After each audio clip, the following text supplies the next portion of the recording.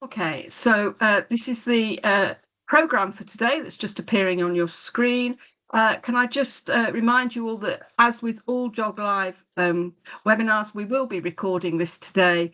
In fact, Anthony's already started. We are recording this and it will be on our YouTube channel later on today. So just to introduce today's session, I'm chairing. My name is Julia Tanner. And then we've got Tess, who's talking about the new edition of Primary Geography, which will be out very soon. We've got Jen, who is introducing the National Festival of Fieldwork resources.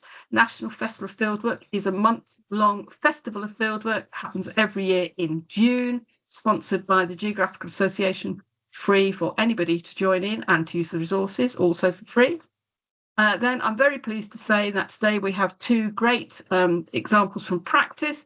We've got Anthony, another member of the GeogLive team, talking about an initiative he undertook with his students, Stepping into Nature.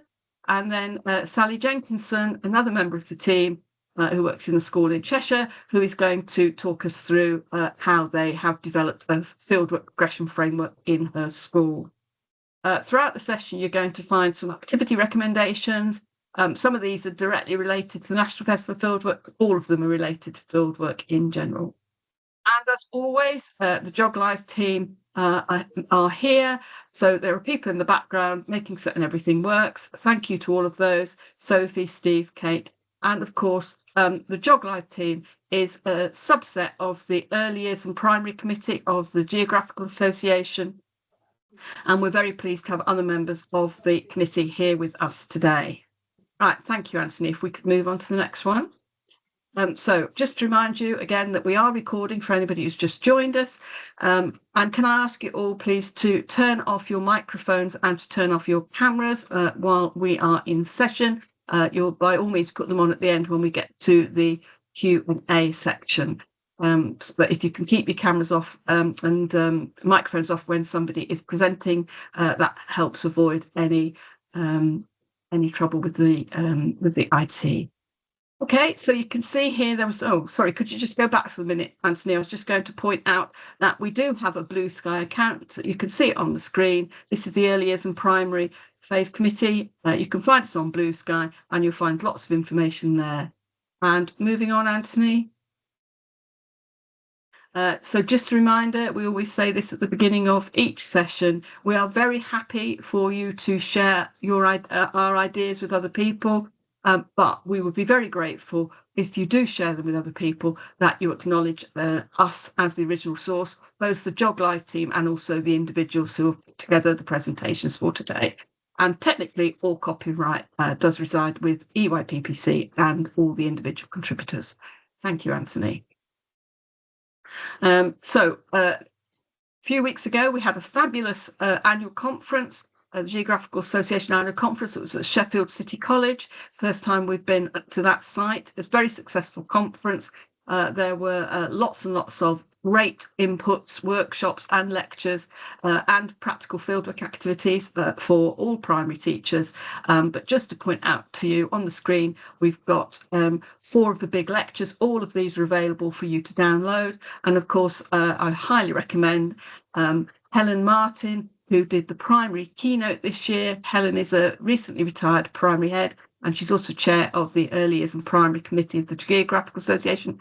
And she presented a fantastic primary keynote at conference which was about the importance of geography for children. So you can use the QR codes on your screen to download free conference materials that are now available for everybody. Thank you, Anthony.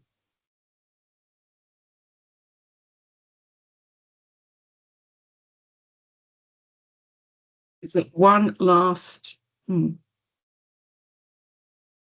Right. So, as you know, GeogLive happens 6 times a year. This is not the first time we've done fieldwork. In fact, we do fieldwork every year to help people prepare for the National Festival of Fieldwork in June. So you can see on the screen in front of you that we've got several GeogLives on fieldwork and a couple on reading and using maps, which obviously is a critical part of fieldwork. Thank you, Anthony. And this is a new initiative, a fairly new initiative from the Early Years and Primary Committee of the GA. We've now got a fabulous PowerPoint, which is full of ideas and inspiration for teaching about places, local and distant. And you can see again, we have a QR code on the screen to enable you to download that. Many members of the Early Years and Primary Committee contributed to this, and it's full of lots and lots of ideas that I hope you will find useful. Okay, thank you, Anthony. I think we can now move on to the next edition of Primary Geography, and I'm going to hand over to Tess, who will tell us about this. Thank you, Tess. Thanks very much. Thank you, Julia, and thanks to everyone for hosting this. It's a great opportunity to tell you all about the latest edition of Primary Geography, which is out very soon, and it will. But hopefully this time it won't get stuck to your doormats because the theme is this time sticky geographies. And I was just wondering whether anyone would hazard a guess as to what the picture is here. It took me a couple of times to guess what it was. Anyone, just pop down in the chat what you think it might be. I think there are a couple of things that I thought of. I'm not sure if anyone wants to hazard a guess as to what it might be. Oh my goodness, Andy Wilson gets the prize straight away. Resin on tree bark. It absolutely is. That is what it is, which is indeed a sticky word, and it represents the theme for this. But I'm loving the other. I think really interesting. The other goes on it as well. Honeycomb, that was one I definitely thought of as well. But I'm loving the desert. We've had a few people who said that, so that is really interesting. I'll pass that back to our editorial team about that. So really interesting. It is tree. It is resin in a tree. And the theme is sticky geography, which a word that has lots and lots of connotations, and all of that will be explained in by our brilliant friend and colleague Dr. Paula Owens, who has edited this superb edition. So that will all be revealed then. It does have lots of connotations. Things, for example, things that stay, things that are embedded, things that are perhaps difficult or tricky, things that stick because they are so important. And all of these meanings, and many more actually, are reflected in the articles that there are in this edition that is coming up, including articles on climate change in the curriculum, thinking about perhaps our new curriculum and what that will entail, including as well sustainability education. A really important article on why graphicacy matters, and looking again at that fourth ace in the pack, which is so important for geography and geography learning. There's an article as well on green skills and careers, a really essential part of the strategy for climate change, sustainability and climate change strategy that came out in 2022, and that sustainability leads in schools will be following. A further article on citizen stewards, and one on place through poetry. There is also an article on preparing for hazards, something that's becoming increasingly important as well as a result of them becoming more commonplace with climate change. And really topically for today, there is an article on land use fieldwork, which fits in really well with what we'll be talking about today. And last that I'm going to be mentioning, but certainly not least, is a stellar interview with Dr. Anjani Katwa, the geologist, story maker and author. And this one isn't just sticky, it also really rocks. So I highly commend this edition to you. And as ever, we really love to hear any comments, thoughts, suggestions that you might have. And if anyone is interested in writing for the primary geography, wonderful opportunity for professional development and for you articulating your experiences and sharing those of great geographical learning. So do please get in touch. I can put my email address into the chat. That's it for now, so that we have to look forward to. And here are just a plethora of resources from the GA on fieldwork, to support in fieldwork, provide ideas, inspire, motivate, and so on. I won't go through all of those, but examples, of course, are Everyday Guide to Primary Geography, wonderful publication there. We have got In the Know series on both fieldwork and map work, local fieldwork resources as well that are on the GA, and so on and so forth. So I really commend all of those to you, and thank you all very much. Look forward to hearing hopefully from some of you around potential articles and so on, and any comments. Thank you. Thank you very much, Tess. Another fabulous sounding edition of Primary Geography should be dropping into our inboxes and letterboxes very soon. I'm going to hand over to Jen now, who's going to introduce the resources for this year's National Festival of Fieldwork starting in June. Thank you, Jen. Thank you. So the National Festival of Fieldwork is a full month, and it's the month of June, which I personally have found quite handy to then kind of enforce nicely my school to do it, because it gives lots of year groups lots of time to have a go. So if we could have the next slide, please, Anthony. Thank you. So the ideas behind the National Festival of Fieldwork is to celebrate what some might think is the best part of geography, or at least one of the most fun parts of geography, and allow your students to feel part of something special if you're doing it whole school, or even just really exciting in their class. It gives you a chance to try something new in your school grounds, really easy, or even further afield if you want to be brave. And it can help support you as geography lead, or you as but as a primary school teacher, with lots of resources and plans that are ready for you to go. And it also allows us to share our stories and inspire others with our own fabulous fieldwork experiences. So that's kind of the idea behind the Festival of Fieldwork. Next slide, please.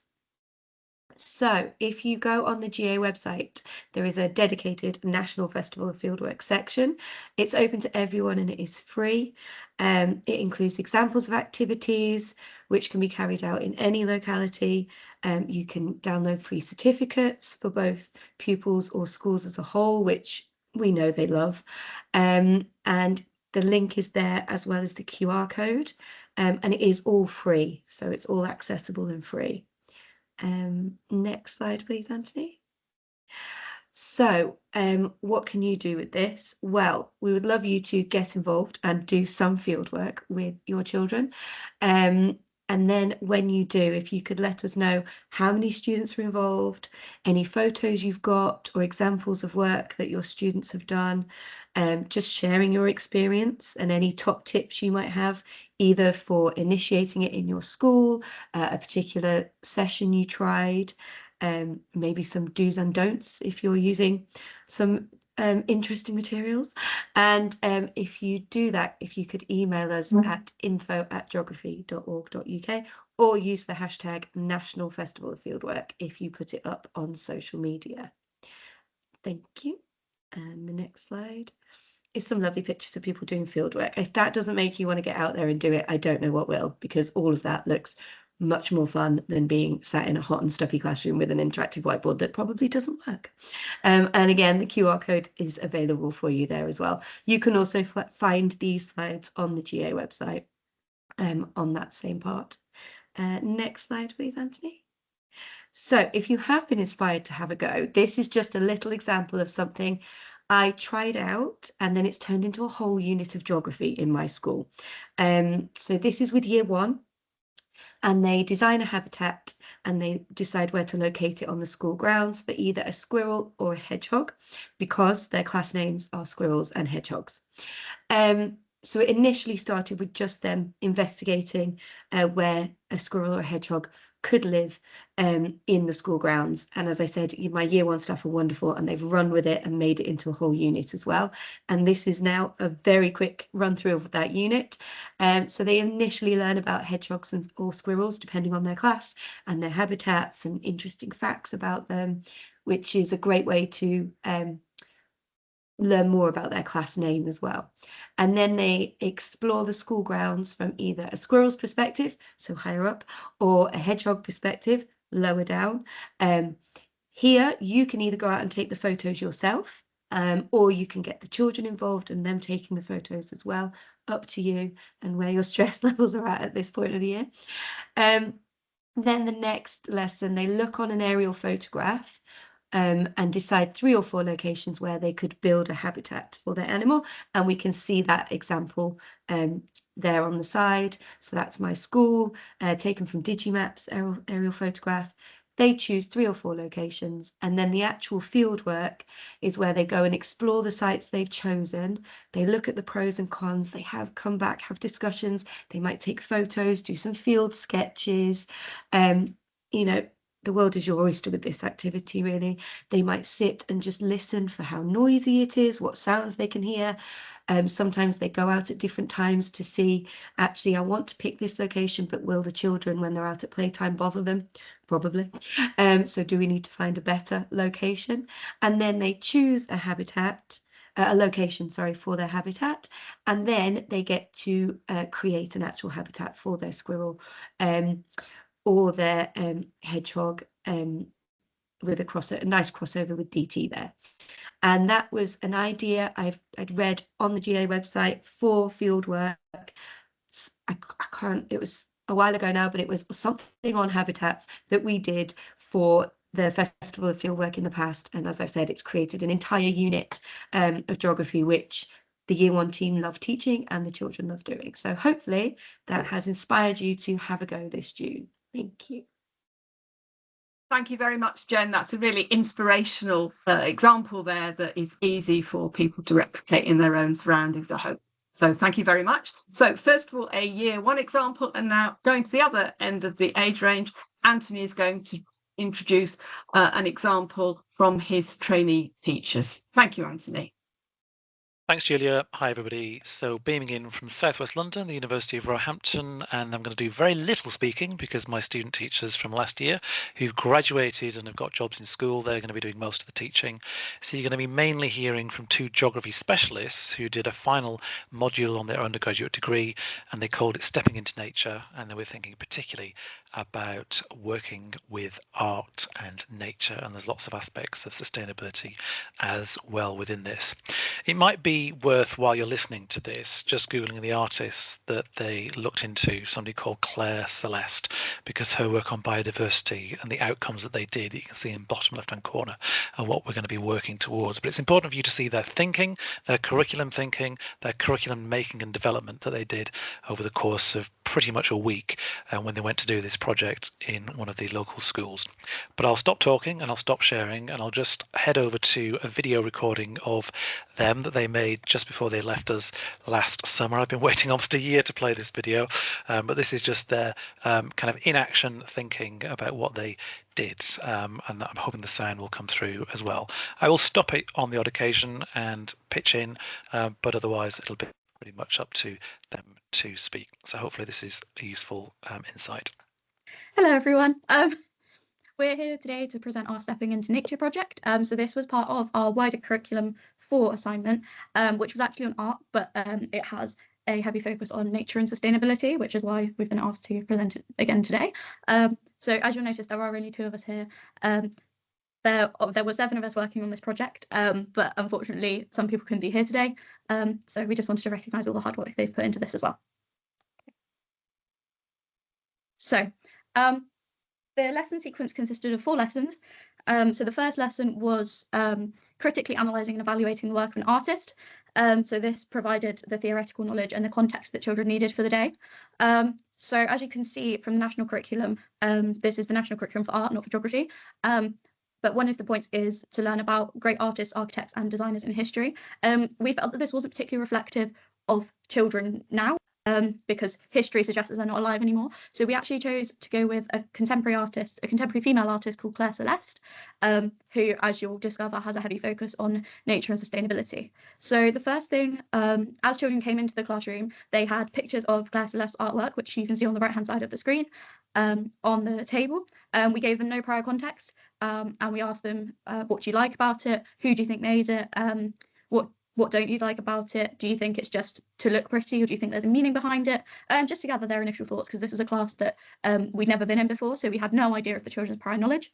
So then once we gathered the children's feedback from this, we made sketchbooks to record and revisit their ideas through the day, which is a huge thing for NSEAD, the art board. So they advise that sketchbooks are a lot better than individual pieces of paper, because it means that children have to value the artistic process rather than just the product. So that was why we did this, and then children used them the whole day. So then after they'd made the sketchbooks, and they drew some pictures of trees and flowers, and most of them drew like cartoony trees and cartoony flowers. So we started the discussion of, do things look like that in real life? Have you ever seen a flower that actually looks that cartoony and brightly coloured and bold? And children were like, no, we haven't. So it was really starting that deeper thinking around what nature actually looks like. So after this, obviously children have already kind of been introduced to Claire Celeste's artwork, but they had no Context? No context, that's the word. They had no context. So we introduced them to Claire Celeste. There's a lovely video about the piece that is on the right, which is called Biodiversity. I'm just going to stop there and show you that piece, show you what Claire Celeste actually says on her website. So just bear with me while I swap back to the PowerPoint, and I'll just share this with you, because I think it's really important sometimes to hear what the artist actually says about their own work and the context, as they said, as the student teacher said. So just let me play this for you now, just for about 90 seconds or so. We are biologically still. My art is a reflection of my love of nature. It is a love song to our planet. I am endlessly fascinated by the connections between organisms, the intricacies of ecosystems, and the complexity of nature, its resilience and its beauty. I love to walk into a forest or jungle and observe the bloom of life on every surface, be it a mangrove in the Brazilian Amazon or a mossy forest bed here in Germany. I create immersive installations so that others can join me in being moved by the beauty of our planet. We are biologically still the same species that fell asleep under starry skies, attuned to the sounds of birds, insects, and frogs. Our nervous systems are hardwired to connect to nature, and biodiversity tells us there is abundance. We have lost our way, but beneath the noise of our modern lives, we know we are all connected, and we need the planet more than she could ever need us. We are part of these ecosystems. The loss of connection to our home is the source of so much of our suffering and the cause of the ecological destruction that is threatening our very existence. So there's a lot more to that. I do encourage you to watch the whole clip, and there's various other resources on Claire Celeste's website. So I'll return to the student teachers and the practical project they did in school.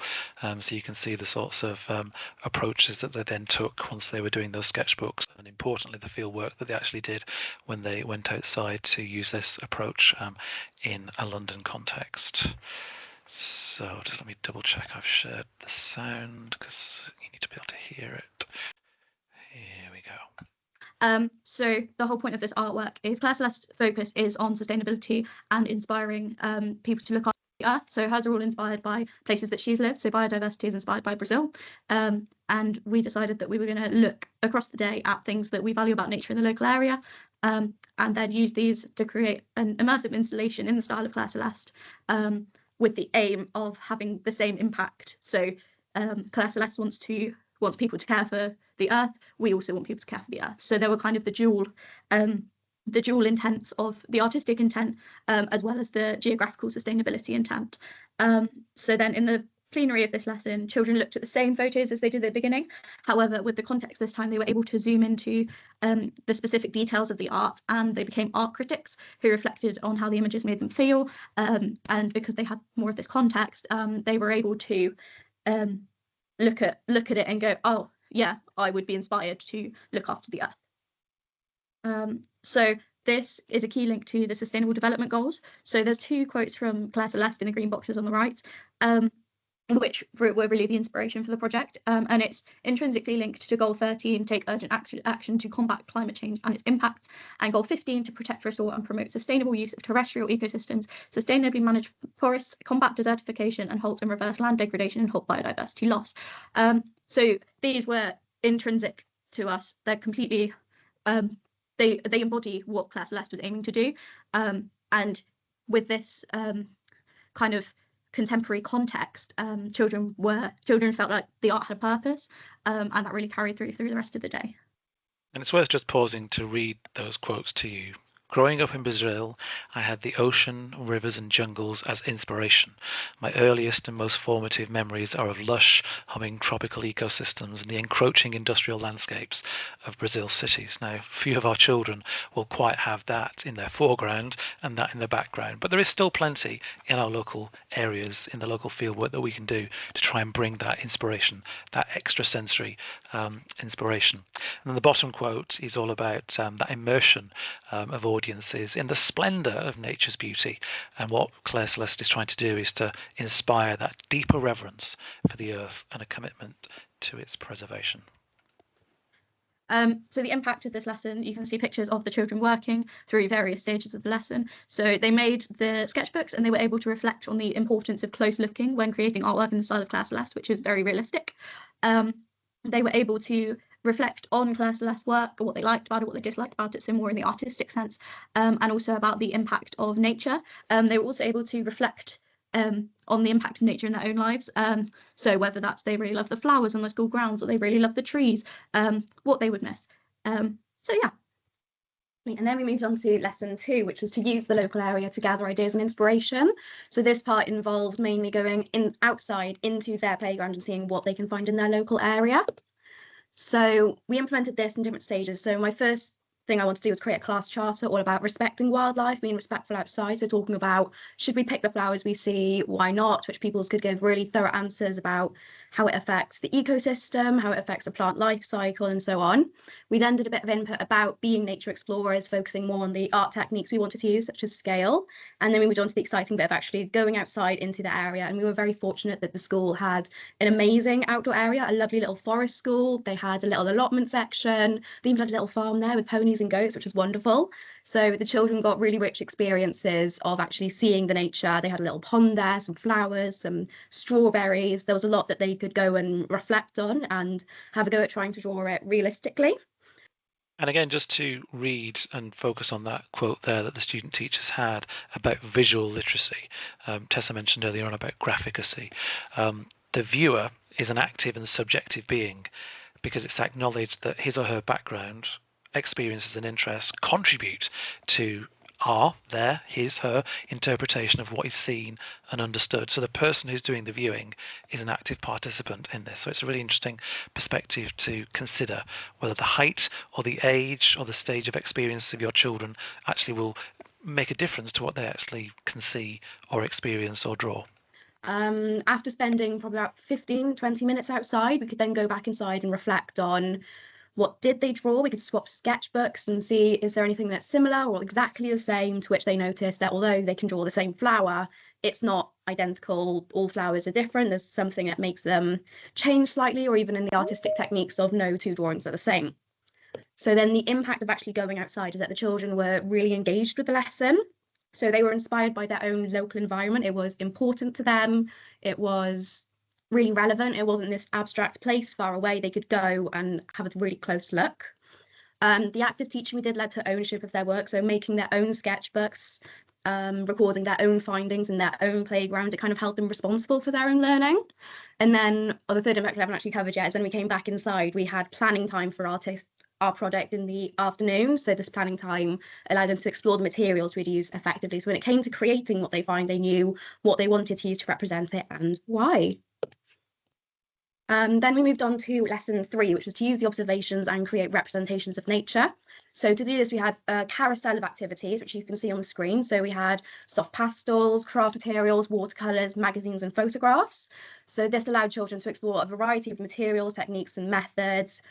Changing the tables kept engagement high, and each table had model creations to provide visuals for the children. So using the modelling techniques, so they're not starting from scratch, they have no idea what they're doing, they have some sort of inspiration they can use. Oops. Then we went on to starting to think about building our TP, our whole class project. So we assembled together some bamboo sticks in the middle of the room, and we explained that together they would use their pieces of work to stick it onto the TP somehow, whether that's through wire, string, tape, and we create this little installation of the nature we can find in our local area, and they can have a close look, see what others found, what they found, and it's really nice to have in their classroom. They could show their friends and they could really reflect on what does our local environment look like. So the final lesson was to reflect on and evaluate the success of the artwork. So this was more than just evaluating the kind of artistic techniques, and so we focused on both the artistic techniques and does the artwork that they made convey the meaning that they want it to convey.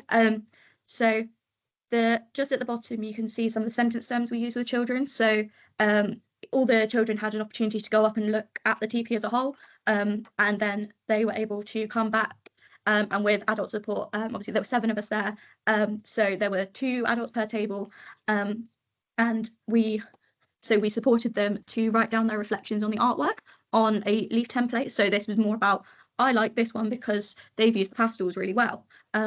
So yeah.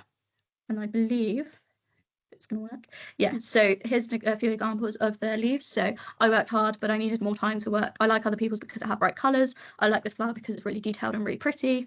It looks quite creative, and because there's a lot of detail on the tree leaves. So this was more of a reflection of the actual artistic skills. After children had done these, we attached these to the TP as well, so that the TP in the end not only had the children's artwork on it, but it had a really clear reflections on it for viewers. So the flowers aren't on there. So we also had flower templates. So the flower templates were to do with sustainability and what they'd learned about sustainability and the messages the artwork can convey through the day. So we had children write things like, Claire Celeste wants to look after the planet, she's inspired me to look after the planet. So that deeper kind of message of sustainability was really embedded throughout the whole day. We do have so you can see a couple of pictures of the flowers that I mentioned before down there. So the impact of the whole day was, we felt, was really strong. So children developed artistically. So at the top you can see the flowers and the trees that I discussed at the beginning, of the cartoony flowers. And then in the middle is one of the flowers that the children actually created once they'd been outside and actually looked at the nature. So there's like a clear development and a clear impact of that close looking that we were focusing on.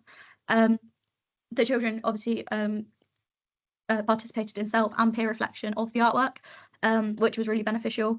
And yeah, children were overall really positive about their work. And yeah, the reflections on the nature of art and the sustainability goals were really strong. So one of these flowers says, I've learned that you can put out messages through art and they can be positive or negative. So that kind of element of sustainability was really embedded, and I think children came out of the day with a really strong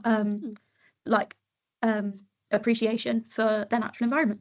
And then the most exciting slide for me is the overall outcome. So this is the final TP we built. So I'll use my laser pointer. This is the TP as a whole. You can see there's different artworks on there. So you've got some butterflies, some leaves, some flowers, and then you can see some leaves and the flower templates dotted around for reflections. And we've also got some zoomed in images of the art created. So along here, it's sort of like a blossom style sort of tree they could see. I think that specifically by there was a yellow water lily in the pond of their forest school.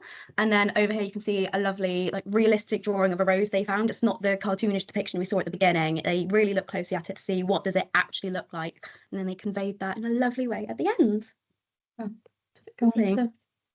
and then I think it's just references on the next slide if you're interested. We can show that quickly, but or not. Let us know if you want anything. Yeah. But thank you so much. Thank you for having us. So a huge thank you to the student teachers and to the staff who were involved in that, because that was largely not me. All I'd done was prepare them in a geographical sense. So thanks, Julia. Oh, Thank you, Anthony. Thank you, Anthony, very much. That's absolutely lovely cross-curricular work done by your trainees. I hope they're flourishing in school in their first teaching jobs now. Good to know. Okay, that's really, I can see in the chat, I can see lots of people are really developing lots of ideas based on that. So that's certainly been inspirational. Thank you, Anthony. Okay, so that is presumably, Anthony, sorry if you could just go back for a second. Is that a QR code where people can find more information about this project? Yeah, if you wanted to play the video to any staff or share the video explicitly, that's a QR code to the video without me interjecting. Okay, I think that would be a fantastic opportunity to do in lots of staff meetings. Thank you very much. Thank you for bringing that. Right, okay.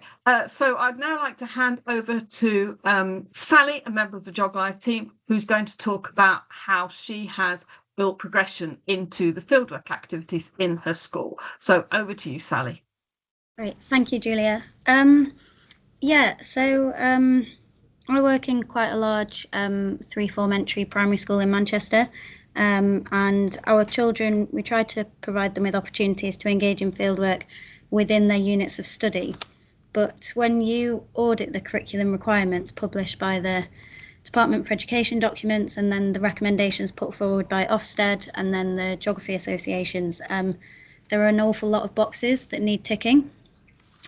So if we just click onto the next slide, this is kind of an outline of the guidance. And by the end of year 6, there's a lot of overlap with secondary, I think, and they should be more than prepared for the Key Stage 3 expectations, because it asks that the children should be able to independently engage with a fieldwork cycle. And that means that they might be given a scenario or they might be given a question, and then they themselves can critically evaluate a bank of methods, choose the most appropriate one for the inquiry that they've been given. They should then be able to carry that practical element out, choose how they want to present the data, analyse the data, and then present it. And then within all of that, they're meant to be able to use the specific geography vocabulary as they go as well. So there's an awful lot to it. So given that, I thought that the Fieldworker Festival really presented a good way of facilitating meeting all of those tick boxes. And I sort of presented it to my school and I said, if we do the Fieldwork Festival well and every single year, then actually you'll find that your year 6 pupils should be able to tick all of those boxes because they will have years of experience and methods to draw on. And so by the end of their time in primary, they should be fantastic geographers who can go out there and ask questions and answer them. So on the next slide, this was sort of how I presented it to my colleagues. So I started by reinforcing that geography is a doing subject. It's not a subject where kids sit behind the desks with their books open, copying down facts. Just like children get very excited about science because they might say things like, oh, we always get to do experiments. They really should be thinking that for their geography as well. It should be a doing subject. It empowers the children to ask questions. It encourages them to take ownership. Yeah, it just makes the learning more memorable. So I put the national curriculum requirements right at the bottom of the report. Ofsted as well said that it was fieldwork was underutilised, but I put that at the bottom because really putting the children at the centre of it, there's an awful lot that they get out of doing fieldwork, and that's why we should do it. So on the next slide, I start to talk about how we've specifically done it in my school. And I wanted to centre it locally with an idea of celebrating everything that our local area has to offer. So if you think about your local areas and just see if you can come up with, 3 to 5 things that you think might be unique to your space, and then try and think what questions might come through. You can see from mine, if you look at the EYFS, that's very much about the school grounds. And then as we started to move up the years, it becomes less and less local, so that the scale is increasing, so that by year 6. Year 5 and 6, they go into our wider area. They go into like the local town and go a bit further afield. On the next slide, I then started to map out. This was more for me as a subject lead. This was mapping out, again, just making sure that the scale was getting larger and that we had the coverage of all of the different methods that were available to us. So a lot of these methods have come from published ideas, whether it be from the Geography Association or from within the geography community at events like this. But yeah, again, school grounds for lower Key Stage 1, school locality for the middle of the school, and then really starting to go a bit further afield. On the next slide, it shows the enquiry cycle, which every child sees at the start, and the fieldwork follows this cycle. So at the beginning of Fieldwork Festival, the children get given a copy of this and they stick it in their books and they can be annotating it as they go. Again, it's come from the Geography Association. It's been slightly reformatted, but yeah, this is the cycle that they follow as they go through. So on the next slide is step 1. So this stage centres around showing the children lots and lots of images and just prompting discussion. So year 1, for example, would look at loads of images of benches placed all over the country, various locations, and just be encouraged to talk about why those benches are there, who might have put them there, what the purpose of them might be in that location. Year 3, for example, their question was all about our local river and what makes it similar or different to other rivers that they might have seen in textbooks. So they might look at a map of the River Bollin and compare it to the textbook example. Year 5, they look at pictures of different zones of cities and towns, and then they get given the CBD circular model for a city, and they get asked to place them where they think it might go. And so you get discussions about the structure of a city and what spaces might be used for in different areas. And then year 4, we give them loads of pictures of different tourist attractions or various locations and sort of start the discussion saying, well, who might be using these spaces and why? So there's a lot to draw from the discussion. The oracy practice is great. And you also start to realise that not all children go for the same aspects. So when the year 1 children are talking about the best place for a bench, you get to dive down into the whole, what does it mean by best, and what somebody might consider a really good location for one reason, another child might not consider that the best for them. Similarly, in year 2, it's about celebrating what's wonderful in our local area. Well, for the children, they prefer different things. So you have some children who go out tallying the trees that are best for climbing, and then you have others who might be environmentally conscious and say, well, I'm going to tally the number of bins, and another might say, I'm going to tally the number of parks that I see. It's really important that through step 1, although the teacher is guiding the process, by the time you get to step 2, the children think that they've come up with the question themselves, but actually you have led them there, but they have the ownership of it. So then on step 2, on the next slide,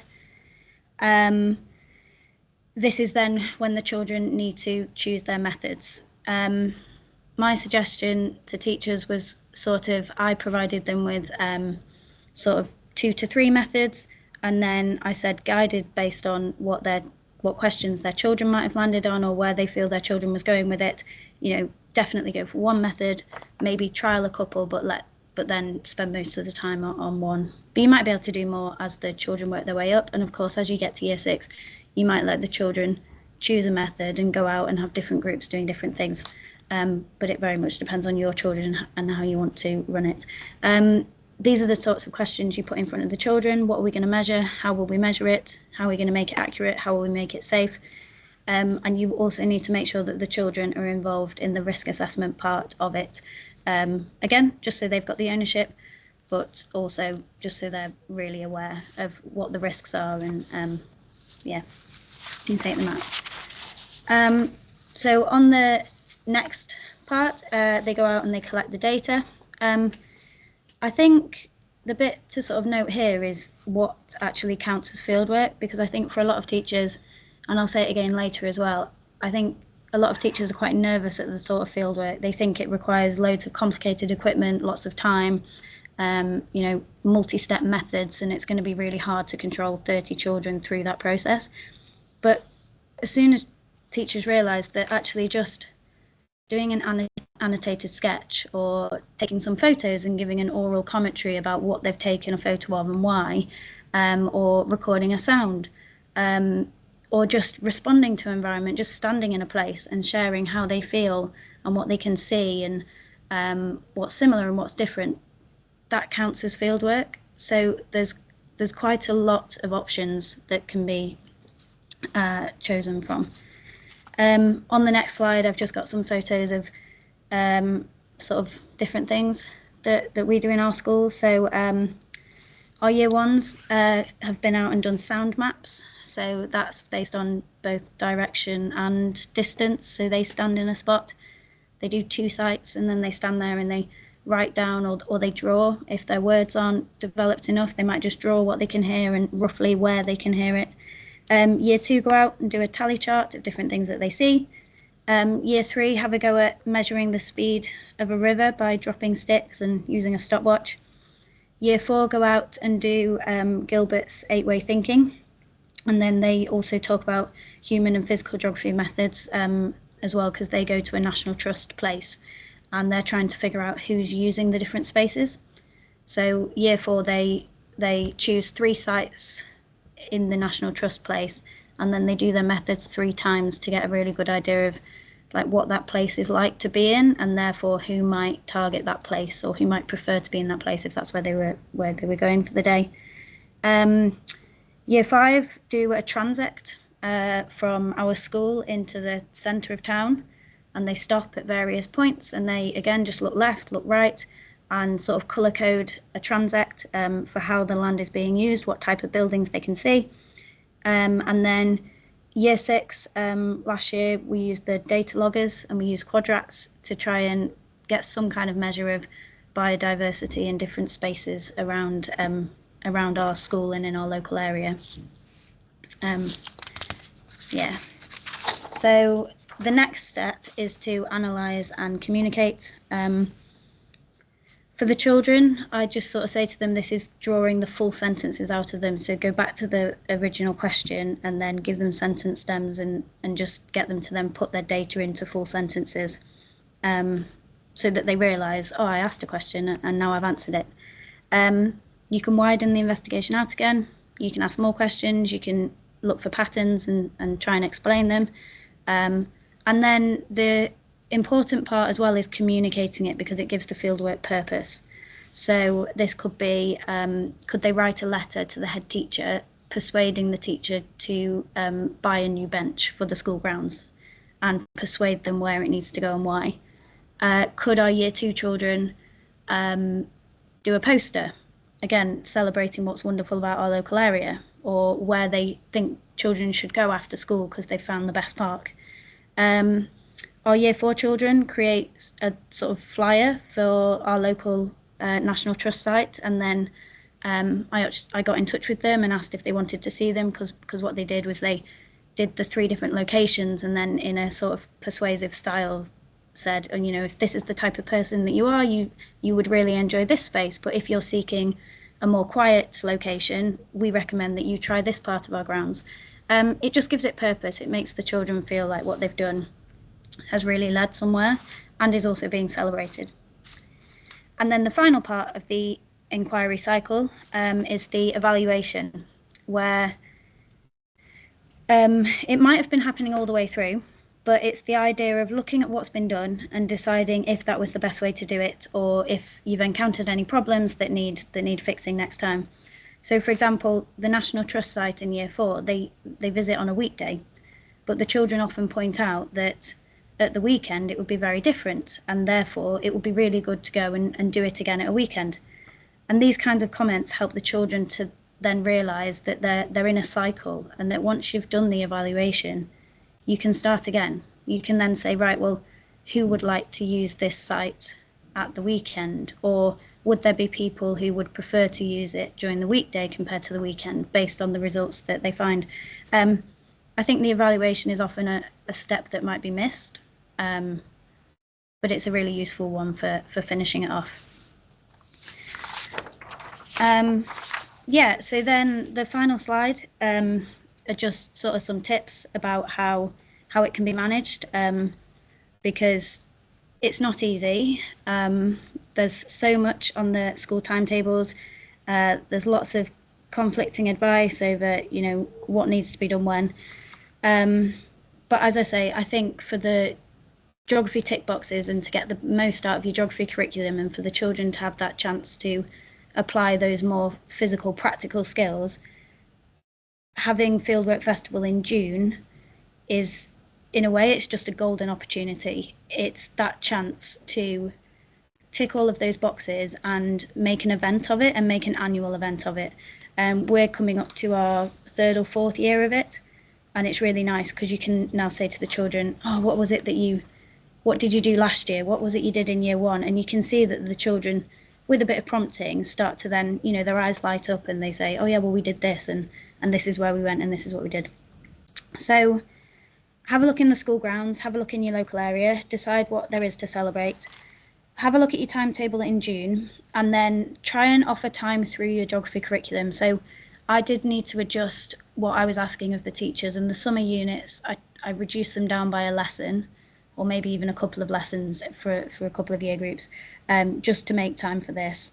But also look at your science curriculum, because it does tick a lot of science boxes as well. Maybe you could even find your science lead and work with them, so it reduces your workload. So children should definitely be using the science hour or couple of hours for that week when you want them to do the main fieldwork parts. Support the staff to help them feel confident. I think we sometimes forget that as adults, we forget what is exciting for children. So an adult might hear, oh, go and have a walk around and look at different textures of rock or different textures of brick. Or go and stand in a field and have a look at some trees. And I think adults maybe fall into the trap of thinking, well, that's not very exciting, is it? But they forget that children find those things incredibly exciting. And the main point to make is, therefore, fieldwork does not need to be complicated. It doesn't have to have 10 different steps, and it doesn't need to require like really scientific equipment. You don't need really special clothing. You know, you don't even need good weather. It's easily done, and it's just supporting staff so that they realise that. I did a staff meeting and I showed them the methods, and then we went around the school building and they tried them out and they realised how easy they were, and then it kind of unlocked it for them. Yeah, and then the final point is just, can you link it with another local school, or even a school that's not local? It's something that I would love to do that I haven't managed to yet. So I will pop my email address into the chat, because, for example, our reception children are encouraged to draw or photograph pictures of things that they think are the best parts of our school grounds. And I would love to show them pictures from other schools so that they realise that not all schools are the same. Because I think at that age, it's really easy to just presume that every school is the same. Similar for the year 2s, they're celebrating what they really like about our local area, and it would be really nice to show them images or survey results from another year 2 somewhere else, maybe somewhere contrasting, and see what they think is great about their area. And equally, you know, our year 4 children, they go to one National Trust place. It would be really nice to hear what another National Trust place has to offer, and find out what another group of year 4s did. So if there is another school nearby that you can share with and swap your data with, it just adds another element to the like the evaluation part, or the analysis and the conclusion.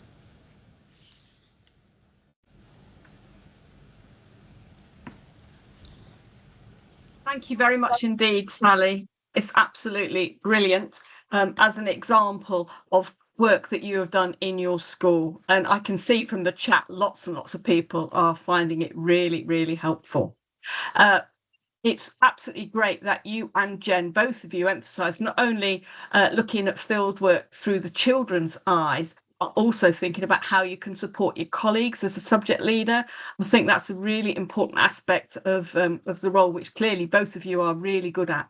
And you offered lots of straightforward, simple things that people can do to support their colleagues and give them the encouragement and confidence. You use the word confidence, Sally, to give them the confidence to try out some field work. I know from my own work, lots of teachers can feel unconfident about it, but once they see the possibilities in the school grounds and they see how much the children get out of it, they're often very keen and enthusiastic. So thank you both very much indeed for your contributions today. Thank you very much indeed, Anthony, for your contribution. I'm sure you've got some absolutely brilliant young teachers that you're fledging there in Roehampton. Moving on to some other resources that we have available through the Geographical Association. First of all, you may be aware of GeogPod. You can subscribe to that through the GA website, and you can also download some particular sessions by using the QR codes that are on the screen. And then if we can just move on, thank you, Anthony. So we do now have, this is the 32nd GeogLive webinar. So we've got GeogLives that cover almost every aspect of primary geography now, and we're about to start planning for next year. So if you've got any ideas of topics you'd particularly like us to cover, please do pop those in the chat now, because the GeogLive team would be very keen to hear what it is that teachers would really like to have a GeogLive about.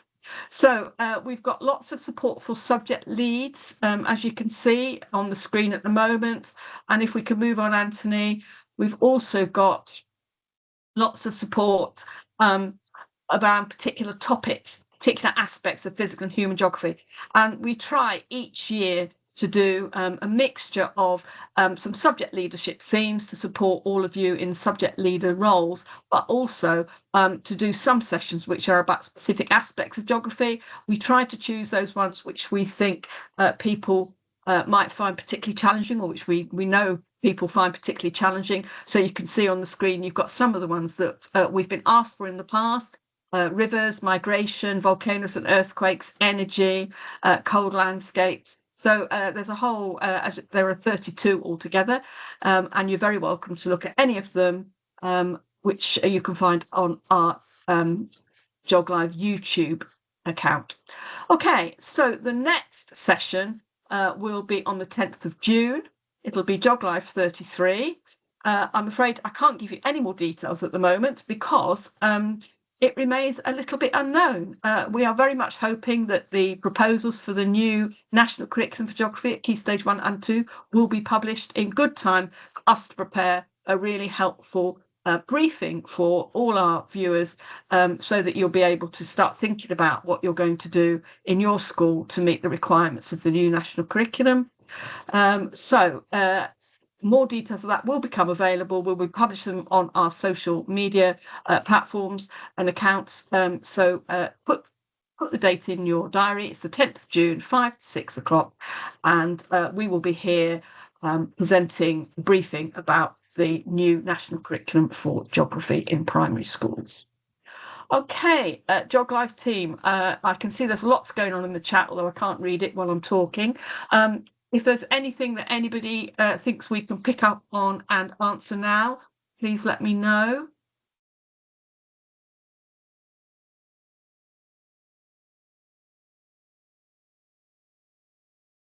It looks like I can see